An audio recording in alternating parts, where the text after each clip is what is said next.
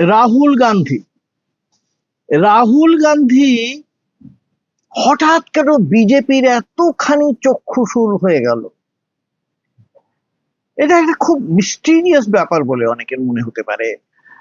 এতদিন ছিল পাপ্পু, ছিল একেবারে অপরিণত রাজনীতি, আর তার পরিবারও তাই। খোদ নেহেরু থেকে ইন্দিরা গান্ধী থেকে রাজীব গান্ধী, কাউকেই পছন্দ নয় আমাদের বিজেপির, বিশেষ করে প্রধানমন্ত্রী নরেন্দ্র মোদী। আর নেহরুকে, মানে জওয়াহরলাল নেহরুকে তো একেবারেই পছন্দ নয়, বিষ নজরে দেখেন। এবারে সেই বিষ নজরে দেখতে শুরু করেছেন কাকে? রাহুল গান্ধী। কেন? সেই রাহুল গান্ধীকে আজকে একেবারে বিজেপি চেপে ধরতে চাইছে, কিন্তু মুশকিল হলো রাহুলকে থামানোটাই সমস্যা হয়ে যাচ্ছে বিজেপির পক্ষে। তার প্রধান কারণটা কি? প্রধান কারণ হলো যুব সমাজের কাছে প্রবল জনপ্রিয় হয়ে উঠেছেন তিনি। কেন এই জনপ্রিয়তা, তা নিয়েই কয়েকটা কথা আজকে বলবো। বেশি কিছু বলার নেই হয়তো, কিন্তু কিছু কথা বলবো। নমস্কার, আমি গৌতম বন্দ্যোপাধ্যায়, আপনারা দেখছেন গৌতম ব্যানার্জি অফিসিয়াল।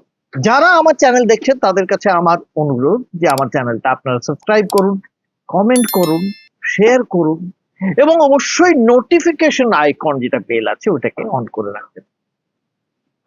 আমরা জানি পুনেতে হয়ে গেল রাহুলের সভা। সেখানে যত যুব সমাজের, যত যাকে বলা হয় যুবক যুবতী, তরুণ তরুণী, সবাই উপস্থিত ছিল, এবং তরুণীরা তো মাঠ ছাপিয়ে, মানে সভাস্থল ছাপিয়ে বাইরে, মানে এতই সেখানে ভিড় হয়েছিল। এখানে তিনি প্রধানত কি বললেন দেখুন। আমরা জানি এর আগে তিনি শিক্ষা ব্যবস্থা নিয়ে কি বলেছেন, চাকরি নিয়ে কি বলেছেন, বিশেষ করে যুব সমাজের চাকরি, বাজারের কর্মসংস্থানের অভাব নিয়ে কি বলেছেন। প্রত্যেকটি কথা যা বলেছেন সেগুলো কিন্তু মিলে গিয়েছে। এর আগে নোটবন্দি নিয়ে যে বলেছিলেন যে যারা ছোটখাটো ব্যবসায়ী তারা মার খাবে, সত্যি মার খেয়েছে। জিএসটি নিয়েও তাই বলেছিলেন, সেটাও হয়েছে। কোভিড এর সময় বলেছিলেন অক্সিজেনের অভাব হওয়ার জন্য কি কাণ্ড ঘটতে পারে, এবং কি কাণ্ড ঘটেছে আমরা দেখেছি, হয়েছে। এবারে তিনি যেটা শুরু করলেন হঠাৎ করে, যে এই যে যুব সমাজ, তাদের ভবিষ্যৎ কি? ভবিষ্যৎ তো অন্ধকার, তারা কি করবে? এবারে তিনি যুব সমাজের কাছে একটা বার্তা পৌঁছে দিতে চেয়েছিলেন, সেটা কিন্তু পৌঁছে দিয়েছেন। কি বার্তাটা ছিল? বার্তাটা ছিল এটা, এই যে কর্মসংস্থান নেই, এই যে চাকরি নেই, বাজারের অবস্থা খারাপ, এর জন্য সম্পূর্ণ দায়ী হচ্ছেন প্রধানমন্ত্রী নরেন্দ্র মোদী এবং তার পরিকল্পনা, মানে পরিকল্পনাহীন। এবং তার সঙ্গে স্বরাষ্ট্রমন্ত্রী, তিনিও কিন্তু প্যাঁচে পড়েছেন। আমরা জানি সংসদে আসতে পারেননি, কারণ প্যারেড গান নিয়ে যে কাণ্ড হয়েছে আপনারা সবাই জানেন।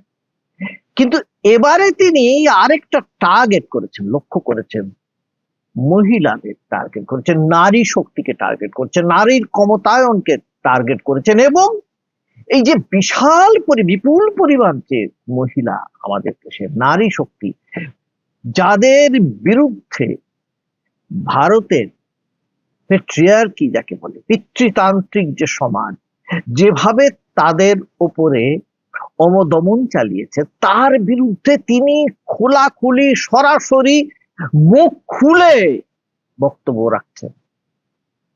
মনুস্মৃতির বিরুদ্ধে বলে দিচ্ছেন সাফ। কি বলছেন? যে এই মনুস্মৃতিতে কার্যত যেটা লেখা আছে নারীদের সম্পর্কে, তিনি সেটা মানেন না, এবং কোন নারী, কোন মহিলা সেটা মানার কথা নয়, সেটা মানা উচিত নয়।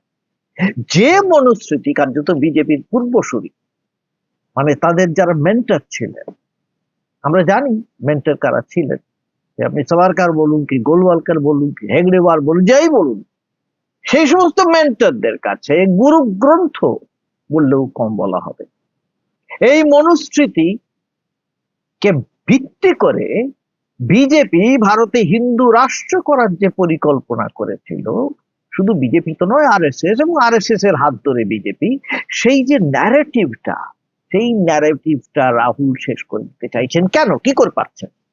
কারণ এতদিন আমরা দেখাচ্ছি, বহুদিন থেকে, 2014 থেকে যখন প্রধানমন্ত্রী এসেছেন, নরেন্দ্র মোদী এসেছেন, তখন থেকে তারা একটা ন্যারেটিভ তৈরি করেছিলেন। কি ন্যারেটিভ? হিন্দু রাষ্ট্রের ন্যারেটিভ। কখনো 370, কখনো রাম মন্দির, সব করছিলেন। কিন্তু আসল যে দেশের সমস্যাগুলো, সেগুলোকে এড়িয়ে যাচ্ছিলেন, অ্যাভয়েড করছিলেন, কিছুতেই সেগুলোকে অ্যাড্রেস করছিলেন না। এই যে ন্যারেটিভটা ছিল, সেটাই বিরাট ভাবে সাফল্য পেয়েছিল বিজেপির আইটি সেল। সেই আইটি সেল কমপ্লিটলি কোল্যাপস করে গেছে, কমপ্লিটলি কোল্যাপস করে গেছে, এবং যার জন্য অমিত মালবিয়াকে সরতে হয়েছে।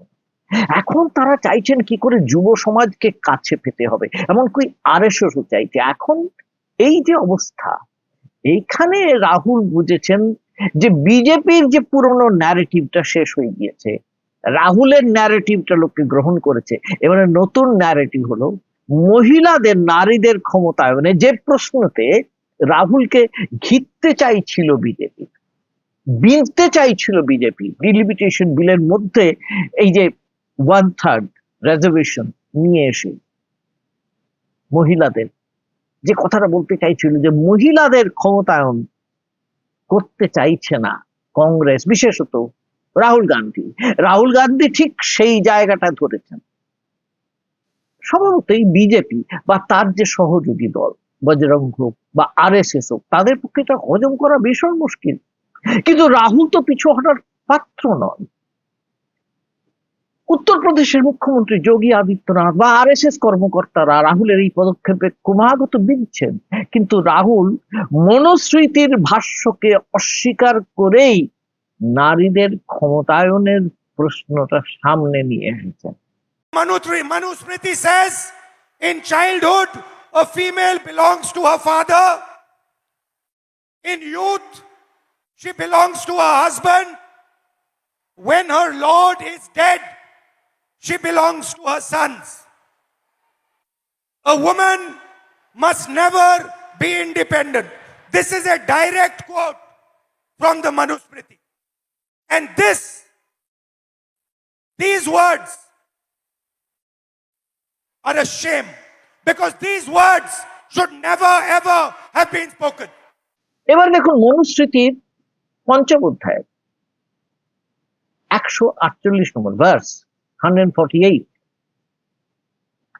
বাল্যে পুত্তুর্বশে তিষ্ঠেৎ পাণি গ্রহস্য যৌবনে পুত্রানাম বর্তরি প্রেতে ন ভজেৎ স্ত্রী স্বতন্ত্রতাম। অতি কম বয়সে, শিশু বয়সে একটি মেয়ে তার বাবার অধীনে থাকবে, যৌবনে সে থাকবে তার স্বামীর অধীনে, এবং স্বামীর মৃত্যু হলে সে থাকবে তার ছেলের অধীনে, পুত্রের অধীনে। কখনো একজন নারী কিন্তু স্বাধীন হবে না, স্বতন্ত্র হবে না। ঠিক এই জায়গাটায় রাহুল ধরেছেন, রাহুল ঠিক এই জায়গাটাই বিঁধেছেন, এবং এই বিরুদ্ধেই তিনি একবার সোচ্চার হয়েছেন। এবং আপনি দেখবেন যে কিভাবে মহিলারা তাকে গ্রহণ করেছেন, তার এই কথাতে কিরকম ভাবে মহাবিষ্ট হয়ে গিয়েছে তারা। কারণ রাহুল যেভাবে বলছেন সেটা তার ভেতর থেকে আসছে। মনুস্মৃতিতে এরকম প্রচুর ঘটনা আছে, প্রচুর ভার্স আছে, যেখানে মহিলাদের এইভাবে, যাকে বলা হয় হিং দেখানো হয়েছে। সংবৎসরম প্রতীক্ষেত দ্বিশতি ঘোষিতম পতিঃ ঊর্ধ্ব সংবৎসরাৎ বেনাম দায়ম হৃত্বা ন সমাবসেৎ।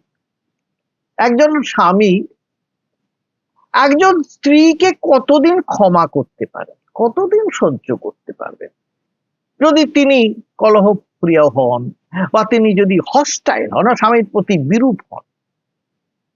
1 বছর, 1 বছর পরে স্বামীর আর কোনো দায় নেই মশাই সেই মহিলাকে গ্রহণ করা বা তার সঙ্গে থাকা।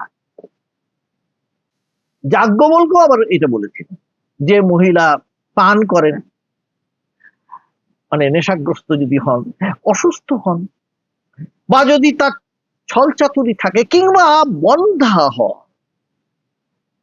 কিংবা অর্থের ক্ষতি করেন, কিংবা মুখরা হন, আর অথবা যদি শুধুমাত্র কন্যা জন্ম দেন, তাহলে এই পুরুষদের তাকে গ্রহণ না করাই ভালো, তাকে ছেড়ে দিতে পারেন, কোনো দরকার নেই, তার জায়গায় অন্য কাউকে নিয়ে আসতে পারেন। আমি তো এই এই- এই কয়েকটা বললাম, এছাড়াও আরো একাধিক এরকম শ্লোক আছে যেখানে একইভাবে বলা হয়েছে। কখনো বলা হচ্ছে দুরারোগ্য ব্যাধিতে যিনি আক্রান্ত সেই স্ত্রীকে গ্রহণ করা চলবে না, হিংস্র ক্রূর যদি হবেন, ক্ষতি সাধন করতে উদ্যত হবেন, এই সমস্ত আছে যে কথাগুলো আমি বলছি। এবং দেখলেন মনুস্মৃতিতে যে কথাগুলো বলা হয়েছে ঠিক তার বিপরীতে রাহুল মহিলাদের হৃদয় তন্ত্রীতে ঘা মেরেছেন, এমন কথা বলেছেন। কি করে বললেন এই কথাটা? এই যে দেশ যেখানে আমরা জানি সংখ্যাগুরু হচ্ছেন হিন্দু, সেখানে তিনি এই কথা কি করে বললেন? মনুস্মৃতির বিরুদ্ধে গিয়ে এত বড় কথা বললেন কি করে? তিনি বললেন, কারো নীতির প্রশ্নে তিনি যে একরোখা তা তিনি বারবার নিজের কাজের মধ্য দিয়ে প্রমাণ করেছেন, এমনকি ইউপিএ আমলেও নিজের অবস্থান থেকে নড়েননি। আর রাহুলের এই নৈতিক চরিত্রই তাকে যুব সমাজের কাছে এত জনপ্রিয় করেছে, তারা বিশ্বাস করতে শুরু করেছে তাকে। তিনি প্রথম দিন থেকে যেভাবে পড়ুয়াদের পাশে এসে দাঁড়িয়েছেন তা তার বিশ্বাসযোগ্যতা অতীব বাড়িয়ে দিয়েছে। এই স্বতন্ত্র ব্র্যান্ড যে তৈরি হচ্ছে, এটা কিন্তু মনে রাখতে হবে, এটা কিন্তু সারা ভারতবর্ষে আগামী দিনে আমরা দেখতে পাবো এই ব্র্যান্ডের জনপ্রিয়তা কতখানি বাড়ছে। আমরা জানি না এতে নির্বাচনে কিছু লাভ হবে কিনা, না আমরা এখনো বলতে পারি না, কেউই বলতে পারি না নির্বাচনে কি হবে, কেউ বলতে পারে না। কিন্তু নির্বাচনে যাই হোক, তার জনপ্রিয়তাটাকে কিন্তু খাটো করে দেখা চলবে না, বিজেপির পক্ষে বিশেষ করে। এমনকি এই রাজ্য আগামী দিনে রাহুল গান্ধী যে আসবেন না তা কেউ বলতে পারে না। এবং যেভাবে বিজেপি সরকার এখানেও চলছে, তাতেও রাহুল গান্ধীর পক্ষে বিজেপিকে বিঁধবার অনেক সুযোগ বা সম্ভাবনা তৈরি হচ্ছে। আজকে এই পর্যন্তই, আবার দেখা হবে আপনাদের সঙ্গে পরের এপিসোড। নমস্কার, সবাই ভালো থাকবেন, আর আমার চ্যানেলটাকে সাবস্ক্রাইব করবেন।